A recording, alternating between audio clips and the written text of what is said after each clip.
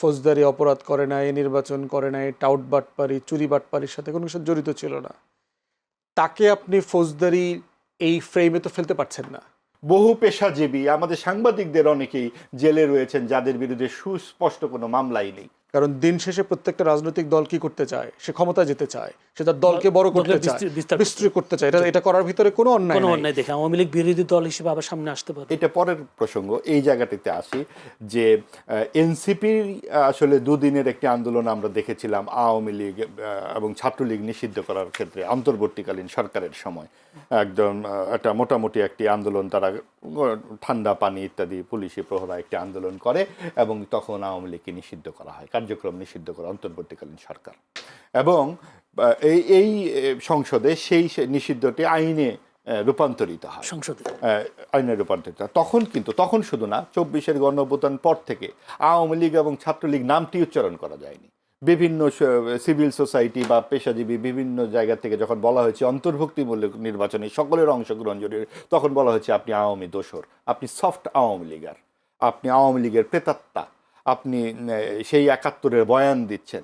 এই বিষয়গুলো তারাই বলেছে এবং কোনোভাবেই এটা গ্রহণযোগ্য বলে মনে করা হয়নি। বলা হয়েছে যে এটা জুলাইয়ের গণ অভ্যুত্থানের আকাঙ্ক্ষার বিপরীত যদি আওয়ামী লীগকে সমাজে অন্তর্ভুক্ত করা হয়।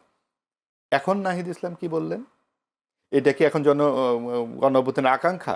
অর্থাৎ আমরা যখন বলবো সেটা হলো আকাঙ্ক্ষা, আর আমার বিপরীত যখন বলবে তখন আর আকাঙ্ক্ষা না। কি কথা শুনি আজ মন্থরার মুখে, একখানা বাক্য ছোটবেলায় আমরা পড়েছিলাম।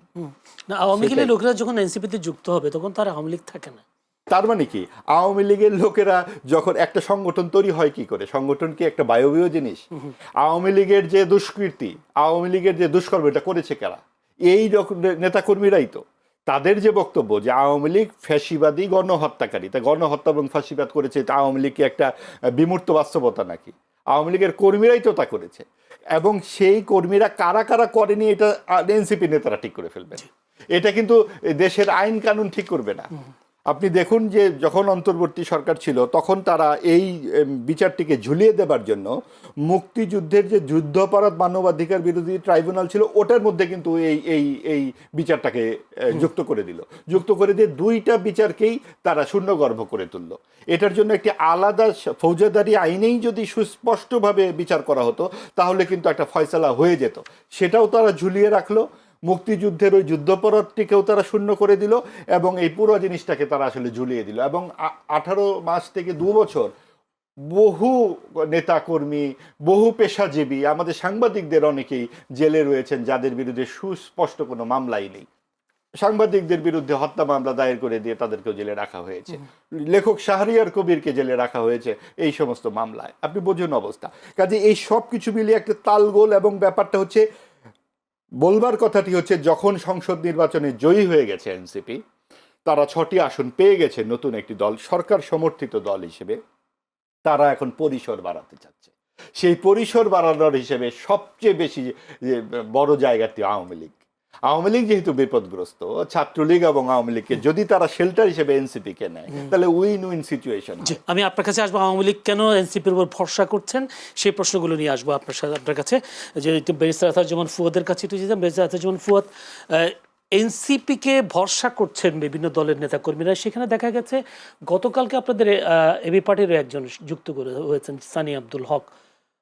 হঠাৎ করে এবি পার্টির উপর ভরসা ছেড়ে এবার এনসিপিতে কেন যুক্ত হচ্ছেন আপনাদের নেতারা? ধন্যবাদ। প্রথম কথা হচ্ছে যে আমাদের সাবকন্টিনেন্টাল পলিটিক্সে দল পরিবর্তন করা, দল ভেঙে এসে নতুন দল করা, অথবা অনেক দল মিলে একাত্ম হওয়া, নতুন প্ল্যাটফর্মে আসা, এইটার উদাহরণ প্রচুর আছে। এটার মধ্যে যেমন আছে আপনার ক্ষমতার অংশীদার হবার একটা আকাঙ্ক্ষা যেমন আছে। দ্বিতীয়ত হচ্ছে যেখানে ছিলেন সেখানে রাগ, ক্ষোভ, কষ্ট, দুঃখ আছে, অথবা পুনর্বাসনের প্রশ্ন আছে। আপনি আওয়ামী লীগের প্রশ্ন দেখেন যে নাহিদ ইসলাম কিন্তু শুধু ছাত্রলীগের কথা বলে নাই। এনসিপির আহ্বায়ক কিন্তু পরিষ্কার করে বলেছে যে আগে আপনি কোন দল করতেন, সেটা ছাত্র দল করতেন, শিবির করতেন, ছাত্রলীগ করতেন, এই রকম পুরো কাঠামোগত প্রশ্ন সে তুলেছে। যদি না আপনি কোনো ফৌজদারি অপরাধী হয়ে থাকেন তাহলে আমাদের রাজনীতিতে আপনাদের স্বাগতম। এখন প্রশ্ন হচ্ছে যে গণমাধ্যম তার বয়ানের রাজনীতিতে শুধু ছাত্রলীগ অংশটাকে হাইলাইট করতেছে। নাহিদ যে আগে পরে আরও অনেক কথা বলেছে সেগুলো হাইলাইট করছে না। এখন প্রশ্ন হচ্ছে যে এই যতটুকু বলেছে অতটুকু কি গ্রহণযোগ্য কিনা, যাদের নেতৃত্বে গণ অভ্যুত্থান হয়েছে তাদের মুখ থেকে আমরা এতটুকু শুনতে চাই কিনা। এবং এই ব্যাপারে দুইটা ভিন্ন ভিন্ন বাস্তবতা আছে। একটা হচ্ছে যে আপনার আওয়ামী লীগের যে বিশাল অংশ যারা শুধু ভোটার অথবা সিম্পলি আওয়ামী লীগের নেতাকর্মীদের সাথে মেলামেশা করেছে, ফৌজদারি অপরাধ করে নাই, নির্বাচন করে নাই, টাউট বাটপারি চুরি বাটপারির সাথে কোনো কিছু জড়িত ছিল না, তাকে আপনি ফৌজদারি এই ফ্রেমে তো ফেলতে পারছেন না। তাহলে তার রাজনীতি করবার ফিউচারের অধিকারটা থাকবে কিনা। প্রশ্ন হচ্ছে আউটরাইট থাকা উচিত না। এনসিপির আহ্বায়ক যেভাবে বলেছেন যে আমি একসময় ছাত্রলীগ করছি, আমার বিরুদ্ধে কোনো মামলা নাই, তো ঠিক আছে আমি এখন আপনার সাথে রাজনীতি করব, এইটা ঠিক আউটরাইট থাকবার সুযোগ নাই। কারণ সে একটা, মাহবুব ভাই যেটা কারেক্টলি বলছেন যে আওয়ামী লীগ তো কোনো বিমূর্ত সত্তা না, এই লোকগুলোই তো কোনো না কোনো ফর্মে এইরকম একটা ফ্যাসিস্ট দৈত্য দানবকে বাঁচিয়ে রেখেছে। সে মিছিল করে হোক, ফৌজদারি অপরাধ না করেও তো এটাকে সে অক্সিজেন দিয়েছে। অতএব তার একটা রিগ্রেট করবার প্রসেসের মধ্য দিয়ে আসতে হবে, যে তাকে কোনো না কোনোভাবে জাতির কাছে ক্ষমা চাওয়ার প্রশ্ন আসতে হবে। এখন সেটা কোথায় করবে? ধরেন আমি অন্যায়টা করছি, আমি কোথায় যাব? রাষ্ট্র কি কোনো রিকনসিলিয়েশনের জন্য কোনো কমিশন করেছে যে আমি এই কাজটার জন্য ক্ষমা চাই, জাতির কাছে মাফ চাই, আমি এখন স্বাভাবিক জীবনে ফিরে আসতে চাই? সেটা করে নাই। আমরা বলেছিলাম ইন্টারিম অ্যাডমিনিস্ট্রেশনের আমরা বারবার বলেছি যে একটা যারা অন্যায় করেছে তাদেরকে আলাদাভাবে ডিল করেন, আর রিকনসিলিয়েশনের জন্য আলাদা কমিশন করেন, তওবা কমিশন করেন। গিয়ে ওখানে শুধু তওবা করবে যে আমি ভুল করছি, কাজটা ঠিক হয় নাই, কিন্তু কোনো ফৌজদারি অপরাধ করে নাই। তো সেই রকম একটা প্রসেস ফলো না করে আউটরাইট কাউকে রাজনীতিতে পুনর্বাসন করবার চেষ্টা করাটা, এইটা যেটা করবে এক্সিস্টিং রাজনীতির যে অর্গানিক ফর্মটা আছে এই ফর্মটাকে নষ্ট করে দেবে। এবং এটা হয়েছে। আপনি চিন্তা করে দেখেন, তাজউদ্দিন আহমেদের নেতৃত্বে আওয়ামী মুসলিম লীগে যখন বাম ইনফিলট্রেশন হয়েছে, সেই দলটা অপভ্রংশ হতে হতে কোথায় এসে পৌঁছেছে। ঠিক একইভাবে বিএনপি দেখেন, শত জায়গা থেকে লোক এনে দল করবার ফলাফল কি হয়েছে, তার কোনো পলিটিক্যাল ক্যারেক্টার তৈরি হয় নাই। সে খুবই ফ্লুইড, যে কোনো দিকে নুয়ে পড়ে অল্পতে। তো সেই রকম একটা জায়গাতে এনসিপিকে ডিসাইড করতে হবে তার যে ডক্ট্রিনাল আইডিওলজিক্যাল যে পজিশনটা আছে গণ অভ্যুত্থানের, সেই মূল্যবোধের জায়গায় এই ফ্রেমে পড়ে কিনা। এখন টেনশনটা কোথায় দেখেন, যে আওয়ামী লীগের বিশাল কর্মী বাহিনী মাঠে অকেজো পড়ে আছে, জং ধরে যাচ্ছে। এই জনগোষ্ঠীকে তো সবাই টানার চেষ্টা করছে, এবং বিএনপিতে তো ওপেনলি টেনেছে। একদম বিএনপির টপ লিডারশিপ থেকে শুরু করে মামলা প্রত্যাহার করা হবে, আপনাদের ব্যাপারে কোনো প্রতিশোধ নেওয়া হবে না, জেল গেট থেকে ফুলের মালা দিয়ে রিসিভ করে নিয়ে আসা, ফুল দিয়ে শত শত নেতাকর্মীকে নির্বাচনের আগে বরণ করা, এর প্রত্যেকটা কাজ বিএনপি করেছে নির্বাচনের আগে। দু একজনকে দেখেছি লোকাল জামাতে গিয়েও জয়েন করেছে।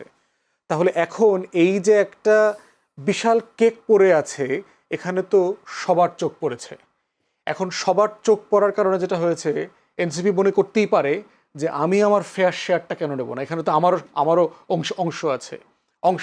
কীভাবে দেখেন, আমি ব্যক্তিগতভাবে ঢাকার মধ্যবিত্ত অনেক আওয়ামী লীগ পরিবারের ছেলে মেয়েদেরকে জুলাইয়ের আন্দোলনে অংশগ্রহণ করতে দেখেছি, যারা অ্যাক্টিভলি জুলাইকে ওন করেছে।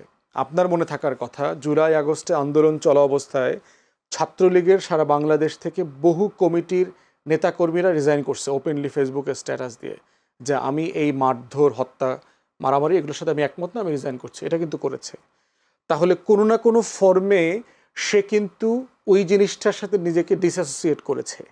তাহলে সেই জনগোষ্ঠীকে রাজনীতিতে আপনি স্পেস দেবেন কিনা, এটা নিয়ে খোলামেলা তর্ক হওয়া উচিত। আমি আপনাকে সেরকম অব্যবহৃত জায়গা এবং থোক পাওয়ার যে আকাঙ্ক্ষা, কারণ দিন শেষে প্রত্যেকটা রাজনৈতিক দল কি করতে চায়, সে ক্ষমতা যেতে চায়, সে তার দলকে বড় করতে চায়, বিস্তৃত করতে চায়। এটা করার ভিতরে কোনো অন্যায় নেই, এবং এটাই ডেমোক্রেটিক স্পেস। সেই ক্ষেত্রে আমরা দেখলাম এনসিপি বা রুমিন ফারহানাকে একটা প্রস্তাব দিয়েছে এনসিপি। রুমিন ফারহান নিজেই বলেছেন যে তাকে প্রস্তাব দেওয়া হয়েছিল।